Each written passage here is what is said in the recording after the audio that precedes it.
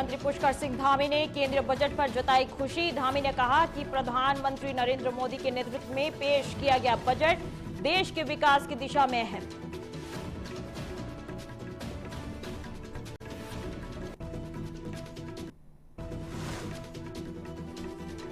औली बर्फबारी के बाद पर्यटकों से गुलजार। देसी और विदेशी सैलानी बर्फीली वादियों का ले रहे मजा। स्कीइंग और बर्फ में खेलों से बढ़ रही रौनक।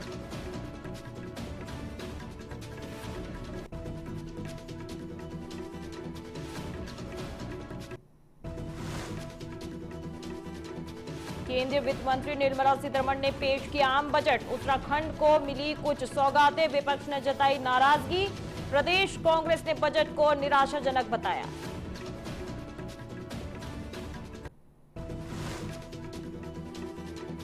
उत्तरकाशी में मौसम ने फिर ली करवट। हर्षिल और मुखवा में बर्फबारी, घाटी पूरी तरह सफेद चादर में ढकी, ठंड में बढ़ोतरी।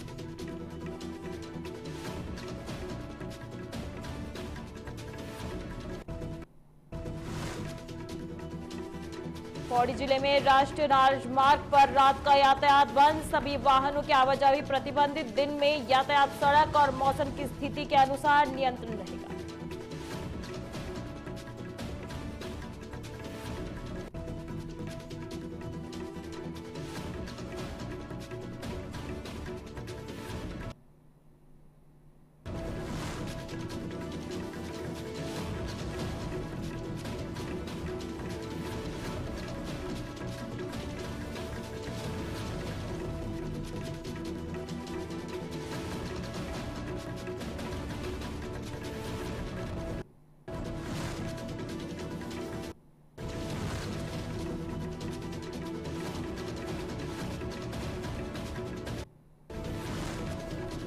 नमस्कार, आप देख रहे हैं न्यूज टीवी इंडिया और मैं आपके साथ श्रेयोशी। चलिए खबरों की शुरुआत करते हैं आज की बड़ी खबर के साथ, जहां मुख्यमंत्री पुष्कर सिंह धामी आज दोपहर 1 बजे भाजपा प्रदेश कार्यालय बरबीर रोड पर प्रेस कॉन्फ्रेंस करेंगे। बता दें, इस प्रेस कॉन्फ्रेंस का मुख्य फोकस केंद्रीय बजट 2026 रहेगा।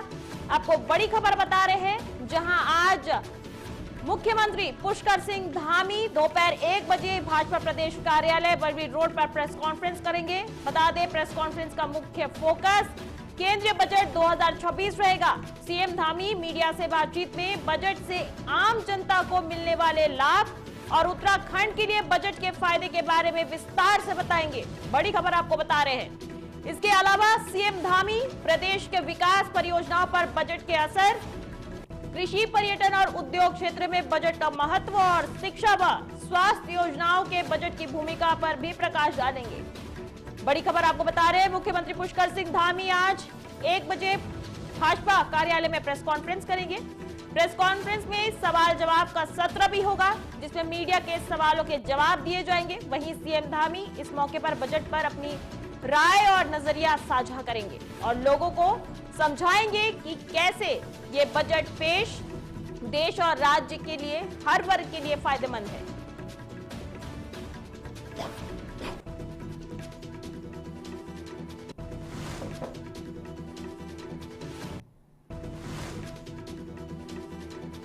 तो चलिए नजर डालते हैं आज की बड़ी खबर पर, जहां केंद्रीय बजट को लेकर उत्तराखंड के मुख्यमंत्री पुष्कर सिंह धामी ने वित्त मंत्री निर्मला सीतारमण को शुभकामनाएं दी। बता दें, मुख्यमंत्री ने कहा कि प्रधानमंत्री नरेंद्र मोदी के नेतृत्व में पेश किया गया यह बजट देश को विकसित भारत की दिशा में आगे ले जाने वाला है। यह बजट देश के हर वर्ग को ध्यान में रखकर बनाया गया है। गरीब, किसान, युवा, महिलाएं और मध्यम वर्ग सबके लिए इसमें कुछ ना कुछ खास है। उन्होंने कहा कि बजट लोकल फॉर वोकल को बढ़ावा देता है और रोजगार के नए अवसर भी पैदा करेगा।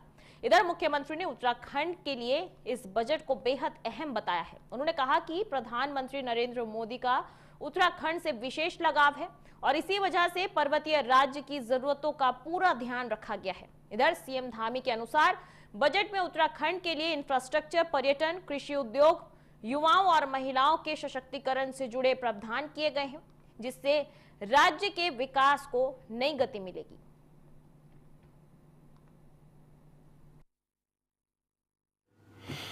आज माननीय केंद्रीय वित्त मंत्री निर्मला सीतारमण जी के द्वारा जो लगातार 9वीं बार बजट प्रस्तुत किया गया है, मैं उनको बहुत बधाई देता हूं, शुभकामनाएं देता हूं और आदरणीय प्रधानमंत्री श्री नरेंद्र मोदी जी के नेतृत्व में विकसित भारत के संकल्प को पूरा करने वाला ये बजट भारतवासियों की आशा अपेक्षाएं, उनकी आकांक्षाओं को पूरा करने वाला बजट है। और साथ ही जो भारत एक महाशक्ति के रूप में, आर्थिक महाशक्ति के रूप में उभर रहा है, आज दुनिया की चौथी सबसे बड़ी अर्थव्यवस्था बन गया है, उसको और विस्तार देने वाला बजट है। आज माननीय केंद्रीय वित्त मंत्री निर्मला सीतारमण जी के द्वारा जो लगातार 9वीं बार बजट प्रस्तुत किया गया है, मैं उनको बहुत बधाई देता हूं, शुभकामनाएं देता हूं और आदरणीय प्रधानमंत्री श्री नरेंद्र मोदी जी के नेतृत्व में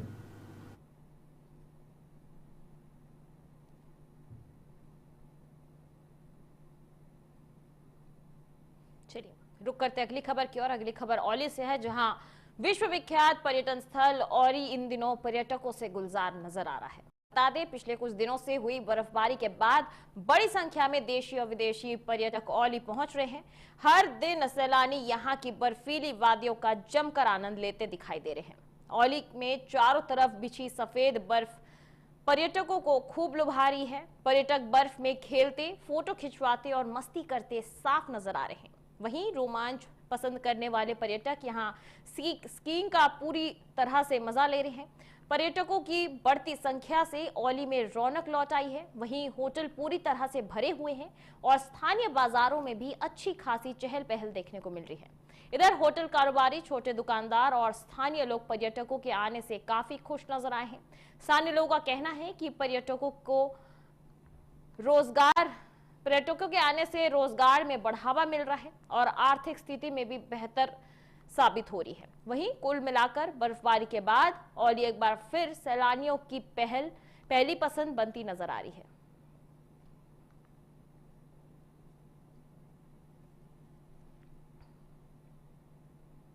चलिए नजर डालते हैं अगली खबर पर, जहां केंद्रीय वित्त मंत्री निर्मला सीतारमण ने देश का आम बजट पेश किया है। बजट में उत्तराखंड को कुछ सौगातें जरूर मिली है, लेकिन विपक्ष ने इस पर सवाल खड़े किए हैं। बता दें, प्रदेश कांग्रेस ने बजट को लेकर कड़ी प्रतिक्रिया दी है।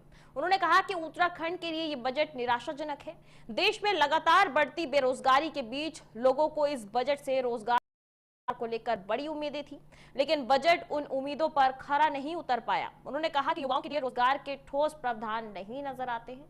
उन्होंने ये भी कहा कि उत्तराखंड लंबे समय से ग्रीन बोनस की मांग कर रहा है, लेकिन इस बजट में उस पर कोई साफ घोषणा नहीं की गई है। साथ ही पर्यटन को बढ़ावा देने और आपदाओं से निपटने के लिए भी राज्य को विशेष पैकेज की जरूरत थी, जो बजट में नहीं दिखा। इधर कांग्रेस का कहना है कि यह बजट आम जनता की जरूरतों को पूरा करने में असफल रहा है और प्रदेश की अहम मांगों को नजरअंदाज किया गया है। अब सुनते हैं कांग्रेस प्रदेश प्रवक्ता शिषपाल बिष्ट और क्या कुछ कहते हैं। केंद्र की वित्त मंत्री ने संसद में रखा है, बहुत ही निराशाजनक बजट है। इस बजट से पूरे देश को बड़ी उम्मीदें थी। जिस तरीके से आज रोजगार घट रहे हैं, तो लग रहा था कि बजट आएगा तो कुछ रोजगार की उम्मीद बनेगी। ये बजट न देश के लिए सही है, न प्रदेश के लिए सही है। उत्तराखंड को भी इस बजट ने जो है निराश करने का काम किया। प्रदेश की जनता लंबे समय से ग्रीन बोनस की मांग कर रही है, पर्यटन क्षेत्र के लिए उत्साहजनक पैकेज की मांग कर रही है। आपदा में बचाव के लिए बजट में कुछ होना चाहिए था, लेकिन ये बजट चौतरफा निराश करने वाला है।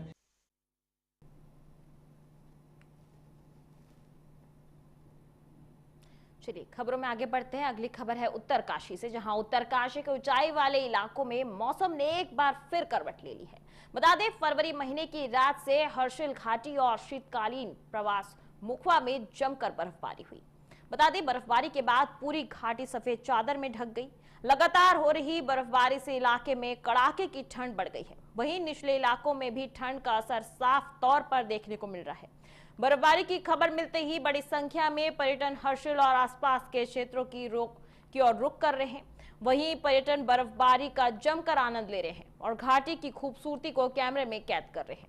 इधर स्थानीय लोगों के अनुसार बर्फबारी से एक और जहां ठंड बढ़ी है तो वहीं दूसरी ओर पर्यटन को भी बढ़ावा मिला है। मौसम बदलने से इलाके में एक बार फिर सर्दियों जैसा नजारा देखने को मिल रहा है। फिलहाल प्रशासन की ओर से लोगों और पर्यटकों को सतर्क रहने की अपील की गई है।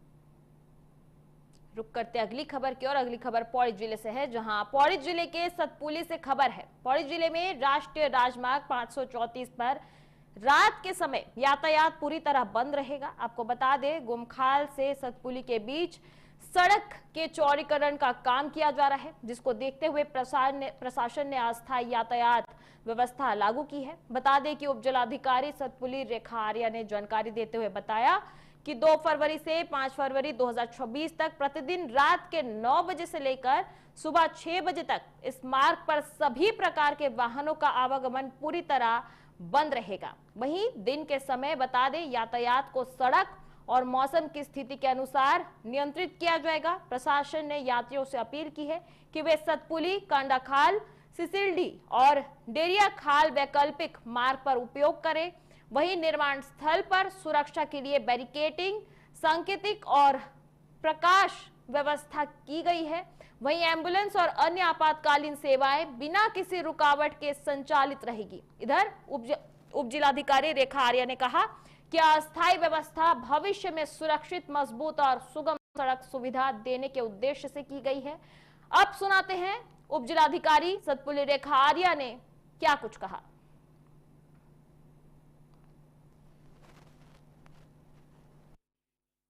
एनएच धूमाकोट के द्वारा जिलाधिकारी महोदय से चौड़ीकरण के कार्य हेतु अतिरिक्त समय की मांग की गई थी कि ये उक्त अवधि में रोड जो है बंद कर दिया जाए। जिलाधिकारी महोदय के द्वारा जो है दिए निर्देश के क्रम में पूर्ण दिन को जो है हम ये मार्ग अवरुद्ध नहीं कर सकते, क्योंकि ये हमारा नेशनल हाईवे है जिससे बहुत सारे हमारे ग्रामीण क्षेत्र जुड़े हुए हैं। तो इसके अंतर्गत जनहित और कार्यहित के दृष्टिगत रखते हुए एसओ सतपुली और तहसील प्रशासन से भी रिपोर्ट प्राप्त की गई, जिसके विचार विमर्श करने के उपरांत एनएच के एक्शन साहब से भी वार्ता के बाद ये निश्चित हुआ है कि हम 2 फरवरी से लेकर 5 फरवरी तक 4 दिन के लिए रात्रि 9 बजे से 6 बजे तक, प्रातः 6 बजे तक चौड़ीकरण के कार्य की अनुमति दी गई है।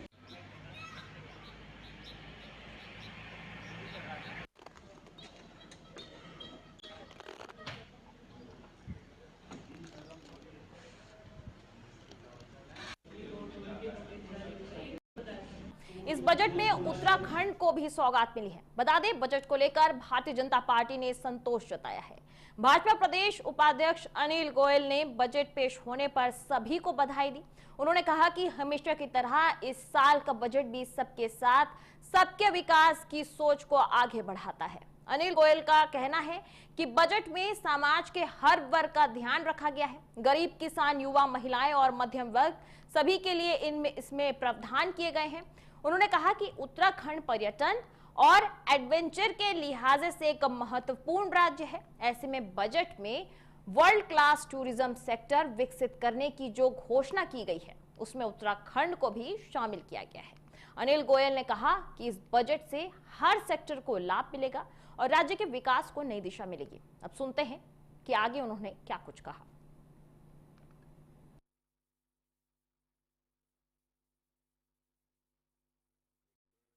सबको पहले तो मैं देश के इस बजट की शुभकामनाएं और बधाई देता हूं। हमेशा की तरह इस बार भी ये बजट सबका साथ, सबके विकास से जुड़ा हुआ मंत्र है।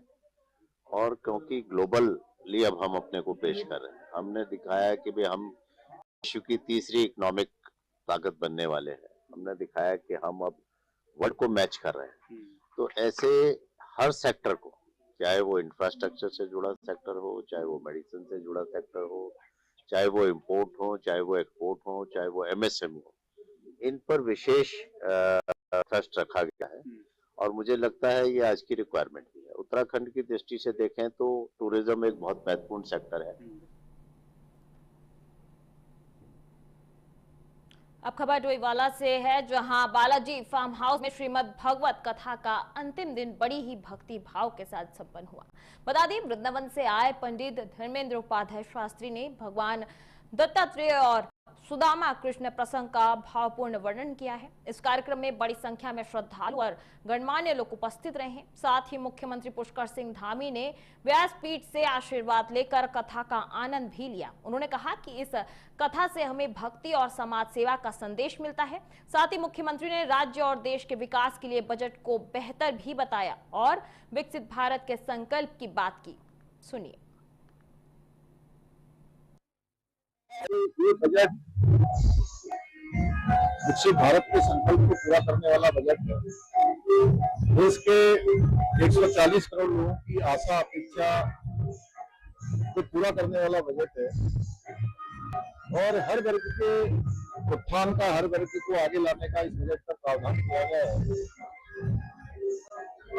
हमारे राज्य के लिए इस बजट में विशेष प्रावधान है। जल जीवन मिशन में बहुत सारी योजनाएं जो हमारी चल रही हैं, हर घर नल से जल पहुंचाने का अभियान तेजी से हमारा पूरा होगा।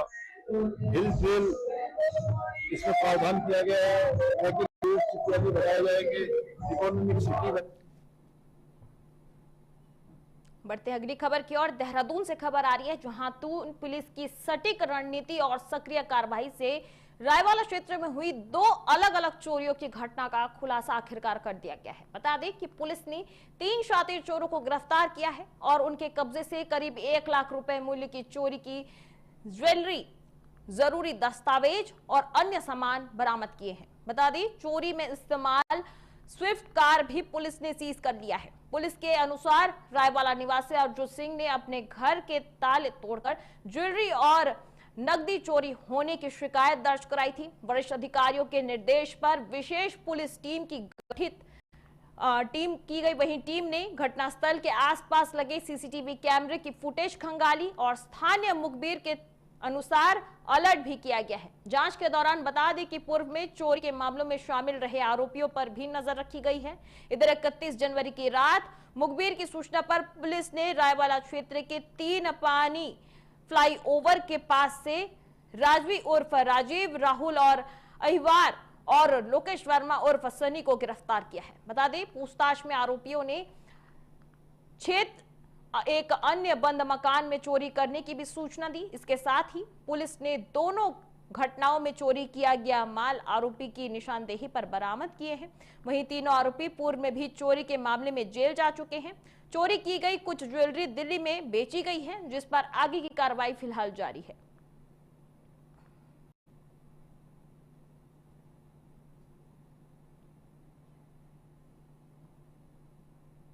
अगली खबर जसपुर से है, जहां देश भर में आज भगवान रविदास जी के 649वीं जयंती बड़े ही हर्षोल्लास के साथ मनाई जा रही है। इस अवसर पर रविदास अनुयायी जगह जगह रविदास वंदना, झांकी और रविदास वाणी के माध्यम से विभिन्न अनुष्ठान कर रहे हैं। देवभूमि उत्तराखंड के जसपुर विधानसभा क्षेत्र में भी यह पर्व बड़े ही धूमधाम और हर्षोल्लास के साथ मनाया जा रहा है। रामनगर वन, धर्मपुर, पूरनपुर जैसे गांव में संत रविदास जी की पूजा अर्चना हुई। वहीं ग्राम रामपुर में भगवान रविदास धर्मशाला परिसर में ग्रामीणों ने विधि विधान और मंत्रोच्चारण के साथ पूजा अर्चना की। पूजा के दौरान संत रविदास को पेराई पहनाई गई और पूरे गांव में भगवान रविदास जी के जयकारों की गूंज फैल गई।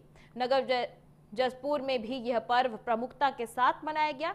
इस मौके पर जटाव महासभा संगठन के अध्यक्ष सुरेंद्र सिंह ने मीडिया से बातचीत की और साथ ही कहा कि संत रविदास जी अपने जीवन में समाज में समानता और एकता का संदेश दिया है। उन्होंने कई उदाहरण देते हुए संत रविदास के सिद्धांत और शिक्षकों के महत्व को भी बताया।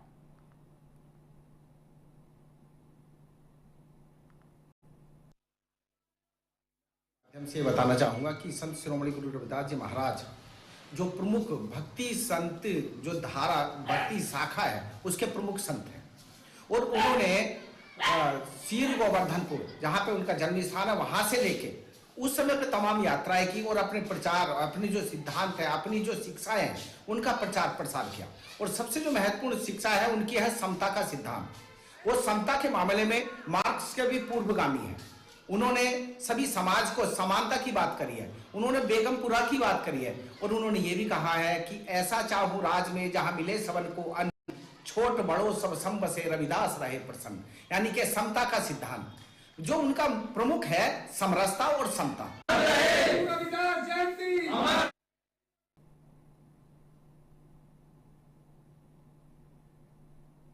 अगली खबर रुड़की से है, जहां रुड़की में संत रविदास जयंती के अवसर पर निकाली शोभा यात्रा रविवार को अचानक हिंसक रूप में बदल गई। बता दें, भगवानपुर थाना क्षेत्र के मिनारसी गांव में शोभा यात्रा के दौरान दो पक्षों के बीच किसी बात को लेकर विवाद शुरू हुआ, जो कुछ ही देर में खूनी संघर्ष में बदल गया। विवाद के दौरान दोनों ओर से फायरिंग हुई और जमकर पथराव भी हुआ। इस हिंसक झड़प पे एक युवक की मौत हो गई, जबकि कई अन्य लोग भी घायल हो गए। इधर घटना के बाद पूरे इलाके में अफरा तफरी का माहौल बन गया और लोग दहशत में आ गए। घटना की सूचना मिलते ही पुलिस और प्रशासन हरकत में आई और हालात को काबू में करने के लिए मौके पर भारी पुलिस बल तैनात कर दिए गए। तनाव को देखते हुए गांव में अतिरिक्त फोर्स लगाई गई है और लगातार गश्त की जा रही है। इधर घायलों का उपचार फिलहाल अस्पताल में किया जा रहा है।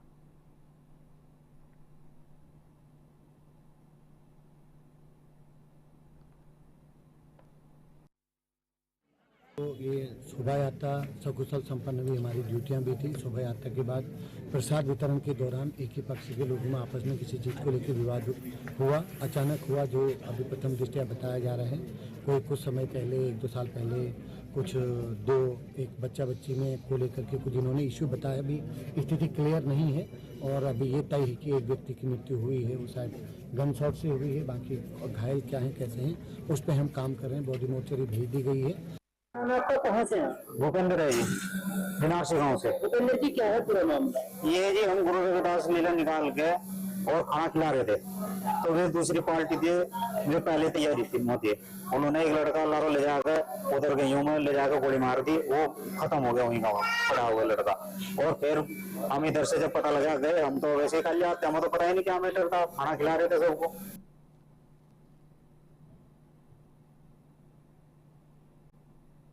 अगली खबर देहरादून से है, जहां कैबिनेट मंत्री रेखा आर्या ने संसद में पेश हुए आम बजट पर प्रतिक्रिया दी है। उन्होंने कहा कि वित्त मंत्री निर्मला सीतारमण द्वारा प्रस्तुत यह बजट सही मायने में 2047 में विकसित भारत बनाने का रोड मैप है। मंत्री रेखा आर्या ने बताया कि बजट में लोक लाभुक घोषणाओं के बजाय सुनियोजित रणनीति के साथ अधिभूत ढांचे का पूरा विकास के लिए अब तक का रिकॉर्ड 12 लाख करोड़ रुपए का आवंटित किया गया है। इसके साथ ही उन्होंने क्या कुछ कहा, सुनिए।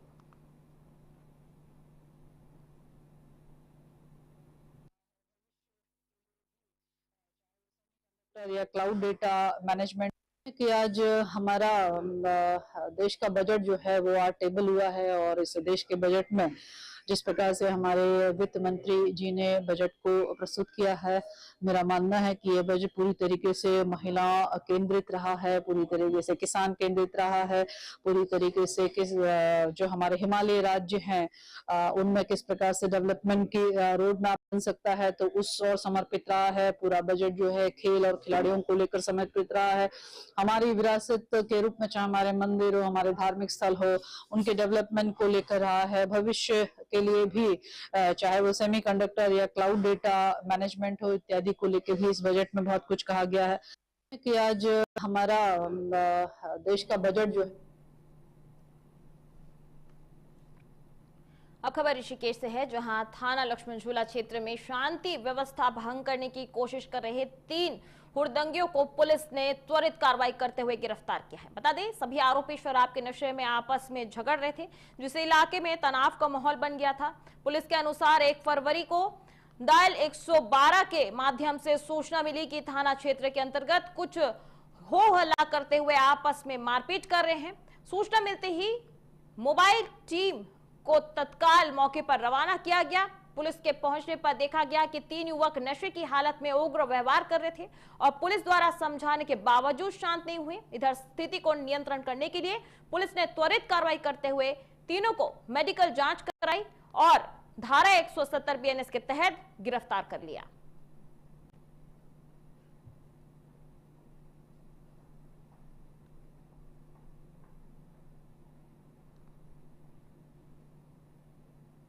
अगली खबर जसपुर से है, जहां तालाबपुर न्याय पंचायत के गांव तालाबपुर में प्रदेश में जारी जन जन की सरकार जन जन के द्वार कार्यक्रम के तहत एक शिविर का आयोजन किया गया। बता दें, इस शिविर में सभी विभागों के अधिकारी अपने अपने स्टॉल लगाकर ग्रामीणों की समस्याओं को सुनने और समाधान करने के लिए मौजूद रहे। दूर दराज के गांव से आए ग्रामीणों ने बड़ी संख्या में पहुंचकर अपनी शिकायतें दर्ज कराई और कार्यक्रम में मौजूद काशीपुर उप जिलाधिकारी अभय प्रताप सिंह से मिलकर समस्याओं से अवगत कराया। इस बार पहली बार डॉक्टर आपके द्वार मोबाइल मेडिकल वैन भी शिविर में पहुंची, जिसमें मरीजों का निशुल्क जांच और निशुल्क दवाइयों का वितरण किया गया। इधर काशीपुर जिलाधिकारी अभय प्रताप सिंह ने बताया कि शिविर में कुल 117 शिकायतें प्राप्त हुई हैं, जिनमें से 35 शिकायतों का मौके पर समाधान किया गया है। जो है आरईसी कंपनी के द्वारा फंड किए हुए हैं। सीएससी एकेडमी के अंडर ये एनजीओ चल रहा है और सीएमओ सर के अकॉर्डिंग जो हमें रूट प्लान मिलता है, हम गांव-गांव में जाकर कैंप लगाते हैं। रोजाना के इस कैंप में मिनिमम 65 मरीजों से ज़्यादा हम लोग पेशेंट को निःशुल्क दवाइयाँ प्रदान करते हैं। इसमें जर्नल मेडिसिन आती है और किसी भी तरीके का पैसा किसी से नहीं लिया जाता। मात्र पहचान पत्र या आधार कार्ड वेरीफाई करवा के कोई भी हमसे दवाइयाँ प्राप्त कर सकता है। जन जन की सरकार जन जन के द्वार के अंतर्गत जो हमारे कार्यक्रम चल रहे हैं, इसमें आज न्याय पंचायत तालमपुर में कार्यक्रम कराया गया है, जिसमें टोटल हमें 117 शिकायतें प्राप्त हुई हैं, जिसमें 35 जो हैं 35 शिकायतें हम लोग यहीं पे निस्तारित कर रहे हैं। इसके अलावा जो और भी शिकायतें हैं वो मैक्सिमम अगर देखिए तो डिमांड की तरह है, जहाँ कहीं पे नाली का निर्माण होना है, कहीं पे रोड का निर्माण होना है, कहीं पंचायत घर की आवश्यकता है। तो ऐसे सारे प्रखंड जहाँ पे सरकारी भूमियों की आवश्यकता है, ये सारी चीज़ें हम राज्य।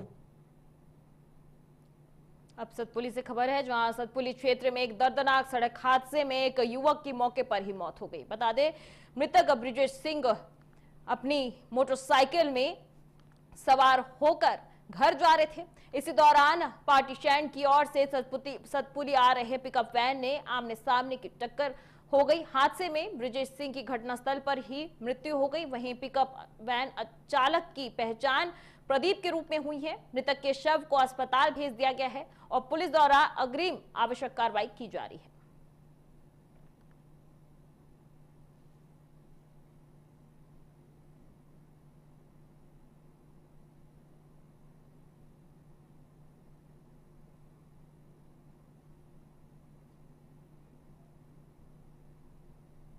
अगली खबर उत्तरकाशी के नवागांव से है, जहां नगर पंचायत नवागांव में बगैर बोर्ड बैठक की सहमति के कराए जा रहे कार्य को लेकर असंतोष खुलकर सामने आया है। नाराज 6 सभासदों ने नगर पंचायत अध्यक्ष पर गंभीर आरोप लगाते हुए कार्यालय के बाहर दरी बिछाकर अनिश्चितकालीन धरना शुरू कर दिया है। सभासदों का आरोप है कि अध्यक्ष मनमाने तरीके से कार्य करवा रहे हैं। प्रस्ताव रजिस्टर में उनकी सहमति के बिना चढ़ाए जा रहे हैं और पैसों का बंदरबाट रिश्तेदारों और चहितों को फायदा पहुंचाने के लिए किया जा रहा है। इसके साथ ही उन्होंने क्या कुछ कहा, देखिए। पहले जनता ने हमें अपने वार्ड से चुना था, जिस उम्मीद और आशा के साथ जनता ने हमें चुना था। शायद मुझे लग रहा है उस उम्मीद और आशा के साथ उपस्थित नहीं हो पा रहे हैं, हम जनता के लिए काम नहीं कर पा रहे हैं। इसकी वजह यह है कि माननीय अध्यक्ष जी नगर पंचायत नवागांव द्वारा अपनी मनमानी की जा रही है। सर्वप्रथम मैं आप लोगों को धन्यवाद करता हूं कि आप हमारी आवाज को लोगों तक पहुंचाते हैं। ये धरने के बारे में मेरे को भी पता नहीं था। कल शाम को आए, वो बोले कि अध्यक्ष जी आप यहाँ आओ। मैं यहाँ आया, ये धरने पे बैठे हुए थे। मैंने इनसे पूछा भी कि आपकी क्या मांगे हैं, हमें मांगे तो बताओ। मांगे बताने को कोई राजी नहीं। सर नमस्कार, हम लोग अनिश्चितकालीन धरने पर आए हैं। इसके लिए ये हमारा जो है व्यवस्था पूर्व में लिया गया निर्णय है, क्योंकि हमारे अनुसार जो कुछ काम होने चाहिए थे